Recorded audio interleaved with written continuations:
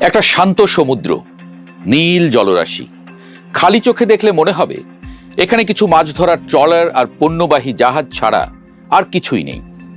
কিন্তু এই শান্ত জলের ঠিক 100 মিটার নিচে 2026 সালের ঠিক এই মুহূর্তে নিঃশব্দে টহল দিচ্ছে একটি পারমাণবিক সাবমেরিন। তার টার্গেট লোহিত সাগর, হরমুজ প্রণালী বা ইউক্রেন সীমান্ত নয়, তার নজর বাংলাদেশের উপকূলে।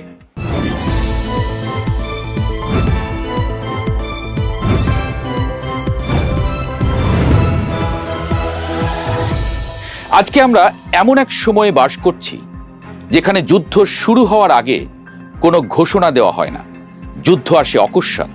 তবে একটা সংকেত পাওয়া যায় অর্থনীতিতে।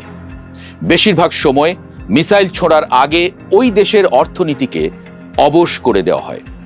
অর্থনৈতিক সংকটের দুর্বল মুহূর্তে বেজে ওঠে মিসাইলের সাইরেন।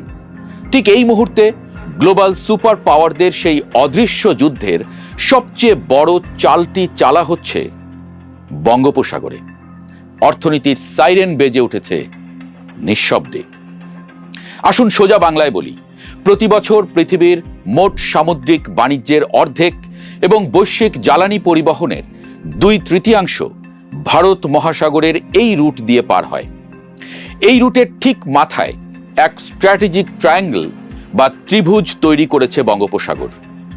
এতদিন পরাশক্তিরা একে শুধু বাণিজ্যের রাস্তা ভাবত, কিন্তু 2026 সালের এই মে জুন মাসে এসে আন্তর্জাতিক গোয়েন্দা সংস্থা এবং পেন্টাগনের টেবিলগুলোতে যে ফাইলটি সবচেয়ে বেশি নাড়াচাড়া হচ্ছে তার কোড নেম বে অফ বেঙ্গল থিয়েটার। খেলোয়াড় এখানে 3 জন: আমেরিকার ঈগল, চীনের ড্রাগন আর ভারতের রয়্যাল বেঙ্গল টাইগার। আর এই 3 পরাশক্তির দাবার বোর্ডের ঠিক মাঝখানে ছিটকে পড়েছে একটি দেশ, বাংলাদেশ। চলতি 2026 সালের শুরুতেই ওয়াশিংটনে মার্কিন যুক্তরাষ্ট্র এবং বাংলাদেশের মধ্যে একটি অত্যন্ত সংবেদনশীল চুক্তি নিয়ে পর্দার আড়ালে আলোচনা চূড়ান্ত হয়, যার নাম এগ্রিমেন্ট অন রেসিপ্রোকাল ট্রেড বা ART। উপর থেকে দেখলে মনে হবে এটি বাংলাদেশকে শুল্কমুক্ত তুলা এবং টেক্সটাইল রপ্তানির সুবিধা দেওয়ার একটি সাধারণ বাণিজ্যিক চুক্তি। কিন্তু এর গভীরের ধারাগুলো লক্ষ্য করুন। চুক্তির অনুচ্ছেদ 4.3 এবং 6.4-এ স্পষ্ট ভাষায় একটি আইনি শর্ত জুড়ে দেওয়া হয়েছে। শর্তটি হলো, বাংলাদেশ যদি চীন বা রাশিয়ার মতো কোনো নন মার্কেট ইকোনমি বা বাজার অর্থনীতির বাইরের কোনো দেশের সাথে নতুন কোনো স্ট্র্যাটেজিক বা সামরিক চুক্তি সই করে, তবে আমেরিকা এক রাতে এই শুল্ক সুবিধা বাতিল করার আইনি অধিকার রাখবে। আন্তর্জাতিক বিশ্লেষকরা একে বলছেন বাংলাদেশের সার্বভৌম অর্থনৈতিক নীতির উপরে ওয়াশিংটনের একটি সফট ভেটো। কিন্তু আমেরিকা কেন হঠাৎ বাংলাদেশকে এই অর্থনৈতিক খাঁচায় বন্দি করতে চাইছে? কেন পেন্টাগন ঢাকার উপরে জিএসওমিয়া বা general security of military information agreement চুক্তি সই করার জন্য ক্রমাগত কূটনৈতিক চাপ দিয়ে যাচ্ছে? কারণটা লুকিয়ে আছে চীনের একটি গোপন দুর্বলতার মধ্যে। সেই দুর্বলতা যা চীনকে এক রাতের মধ্যে ধ্বংস করে দিতে পারে, আর যা থেকে বাঁচতে চীনের একমাত্র ভরসা এখন বঙ্গোপসাগরের এই জলসীমা।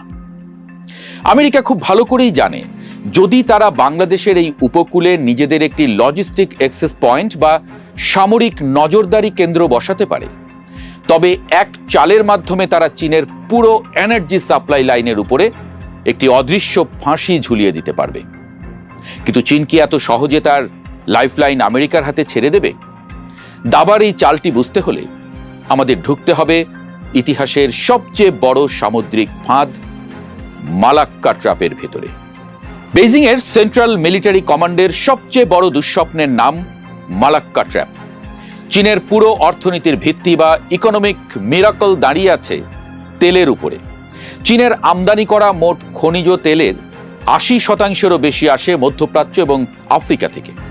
এই তেলের বিশাল বিশাল জাহাজগুলোকে চীনের মূল ভূখণ্ডে পৌঁছতে হলে সিঙ্গাপুরের পাশ দিয়ে যাওয়া মাত্র 1.5 মাইল, 1.7 মাইল চওড়া একটা অত্যন্ত সংকীর্ণ জলপথ পার হয়ে যেতে হয়, যার নাম মালাক্কা প্রণালী। এখন ক্রোনোলজিটা বুঝুন। এই মালাক্কা প্রণালীর ঠিক পাহারাদারের ভূমিকায় বসে আছে মার্কিন যুক্তরাষ্ট্রের সপ্তম নৌবহর বা 7th ফ্লিট। যদি কোনোদিন তাইওয়ান বা অন্য কোনো ইস্যু নিয়ে আমেরিকা ও চীনের মধ্যে যুদ্ধ বাধে, তবে পেন্টাগনের প্রথম নির্দেশ হবে মালাক্কা প্রণালী বন্ধ করা। যেমনভাবে ইরান আমেরিকা যুদ্ধে ইরান হরমুজ প্রণালী বন্ধ করে দিয়েছে। চীন খুব ভালো করে জানে মালাক্কা প্রণালী যদি মাত্র 3 সপ্তাহের জন্য ব্লক করে দেওয়া হয়, তবে চীনের সমস্ত ফ্যাক্টরি, যুদ্ধজাহাজ এবং ফাইটার জেট জ্বালানির অভাবে অচল হয়ে পড়বে। এই মরণ ফাঁদ থেকে বাঁচতেই চীনের প্রেসিডেন্ট শি জিনপিং এক মাস্টার প্ল্যান সাজিয়েছেন, যার নাম স্ট্রিং অব পার্লস বা মুক্তার মালা নীতি। সমুদ্রের বুকে ভারতকে চারদিক থেকে ঘিরে ফেলা এবং আমেরিকার সপ্তম নৌবহরকে ফাঁকি দেওয়ার জন্য চীন ভারত মহাসাগরের কৌশলগত বন্দরগুলোর নিয়ন্ত্রণ নেওয়া শুরু করে। পাকিস্তানের গোয়াদার বন্দর, শ্রীলঙ্কার হাম্বানটোটা এবং কলম্বো বন্দর, জিবুতির দোরালে বন্দর, মালদ্বীপের মালে বন্দরে কৌশলগত অংশীদারিত্ব আছে চীনের। তবে এই মালার সবচেয়ে মূল্যবান মুক্তাটি চীন গেঁথেছে বাংলাদেশের ঠিক পাশের দেশ মিয়ানমারে।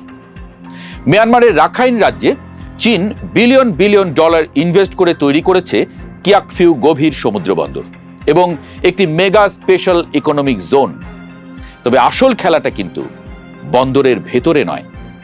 চীন সেখান থেকে সরাসরি চীনের ইউনান প্রদেশ পর্যন্ত 771 কিলোমিটার দীর্ঘ একটি মেগা তেল ও গ্যাস পাইপলাইন তৈরি করেছে, যা অলরেডি পূর্ণ শক্তিতে সচল। এর মানে হলো চীনের তেলের জাহাজগুলো এখন মধ্যপ্রাচ্য থেকে এসে মালাক্কা প্রণালীর ধারে কাছেও যায় না, তারা সরাসরি বঙ্গোপসাগরে ঢোকে, মিয়ানমারের কিয়াকফিউ বন্দরে তেল খালাস করে এবং পাইপলাইনের মাধ্যমে সেই তেল সরাসরি চীনের বেইজিং ও সাংহাইয়ে পৌঁছে যায়। মালাক্কার চাপকে চীন এক চালেই বাইপাস করে ফেলেছে। এই চালটি ভারতকে কাঁপিয়ে দিয়েছে। ভারতের ঠিক নাকের ডগায় বঙ্গোপসাগরের বুকে চীন এসে সামরিক ও অর্থনৈতিক ঘাঁটি গাড়বে, এটা দিল্লি কোনোদিন তার জাতীয় নিরাপত্তার স্বার্থে মেনে নিতে পারবে না স্বাভাবিক। ভারতের প্রতিরক্ষা মন্ত্রণালয় তাই বঙ্গোপসাগরের ঠিক প্রবেশদ্বারে অবস্থিত আন্দামান ও নিকোবর দ্বীপপুঞ্জকে একটি মেগা ট্রাই সার্ভিসেস থিয়েটার কমান্ডে রূপান্তর করেছে। 2025-26 সালের সর্বশেষ স্যাটেলাইট ইমেজ দেখাচ্ছে আন্দামানে ভারত তাদের দূরপাল্লার রানওয়ে এবং সমুদ্রের তলদেশে সোনার অর্থাৎ প্যাসিভ সোনার নেটওয়ার্ক বসিয়েছে।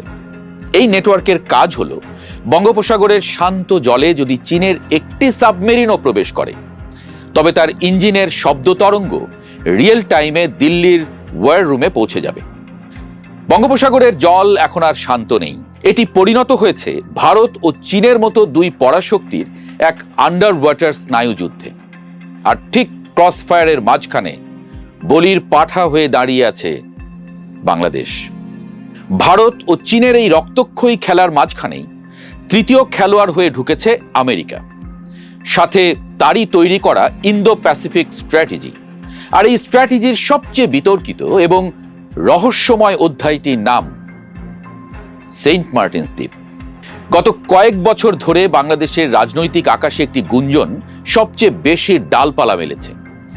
ক্ষমতাচ্যুতির আগে সাবেক প্রধানমন্ত্রী শেখ হাসিনা নিজে ওয়াশিংটনের বিরুদ্ধে অভিযোগ তুলেছিলেন যে আমেরিকা সেন্ট মার্টিন দ্বীপে একটি সামরিক ঘাঁটি বা নৌঘাঁটি বানাতে চায়, যাতে তারা পুরো বঙ্গোপসাগরের উপরে এয়ার স্পেস কন্ট্রোল বা আকাশসীমা নিয়ন্ত্রণ করতে পারে। যদিও মার্কিন স্টেট ডিপার্টমেন্ট প্রাতিষ্ঠানিকভাবে একাধিকবার এই দাবিকে সম্পূর্ণ মিথ্যা বলে উড়িয়ে দিয়েছে, কিন্তু ভূরাজনৈতিক ইতিহাসের একটা নির্মম সত্য হলো হোয়াইট হাউস মুখে যা অস্বীকার করে, পেন্টাগন পর্দার আড়ালে ঠিক সেই ব্লু প্রিন্টটাই বাস্তবায়ন করে। 2025-26 সালের একটি বাস্তব অবস্থা দেখুন। সরকার পরিবেশ রক্ষার দোহাই দিয়ে সেন্ট মার্টিন দ্বীপে পর্যটকদের যাতায়াত সীমিত করেছে এবং রাত্রিযাপন নিষিদ্ধ করেছে। সাধারণ মানুষের কাছে এটি পরিবেশ নীতি মনে হলেও আন্তর্জাতিক প্রতিরক্ষা বিশ্লেষকদের চোখে এটি একটি ক্লাসিক স্ট্র্যাটেজিক স্মোক স্ক্রিন বা কুয়াশা। একটি দ্বীপে যখন সাধারণ মানুষের প্রবেশ পুরোপুরি বন্ধ করে দেওয়া হয়, তখন সেখানে পর্দার আড়ালে কি পরিকাঠামো তৈরি হচ্ছে তা জানার কোনো সুযোগ থাকে না। আমেরিকার জন্য সেন্ট মার্টিন বা বাংলাদেশের উপকূলের যে কোনো পয়েন্টে একটি লজিস্টিক অ্যাক্সেস থাকা জীবন মরণ প্রশ্ন। কারণ চীন অলরেডি বাংলাদেশের সামরিক খাতের ভেতরে গভীরভাবে শিকড় গেড়েছে।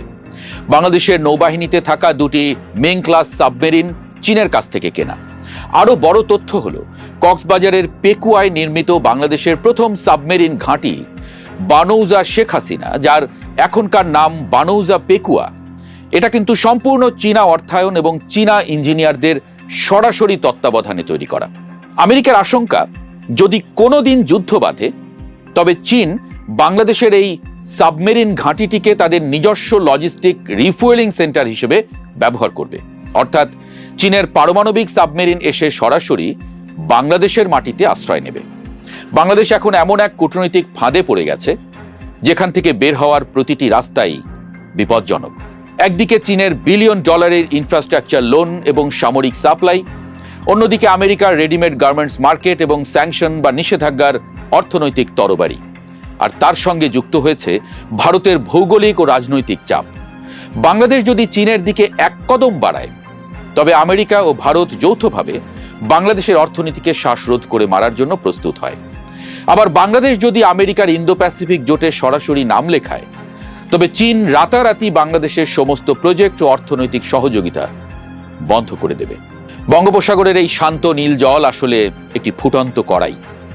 পরাশক্তিদের এই ত্রিমুখী লড়াইয়ে বাংলাদেশ কি পারবে নিজের সার্বভৌমত্ব বাঁচিয়ে এই মহা সংকটের দাবার চাল উল্টে দিতে, নাকি এই সমুদ্রই হয়ে উঠবে আগামী দশকের এশিয়ার সবচেয়ে বড় রক্তক্ষয়ী যুদ্ধক্ষেত্র? পরাশক্তিদের এই হিংস্র থাবা থেকে বাংলাদেশের মুক্তি কোথায়? উত্তর লুকিয়ে আছে আগামী দিনের বিশ্ব রাজনীতির সবচেয়ে অন্ধকার অধ্যায়ে।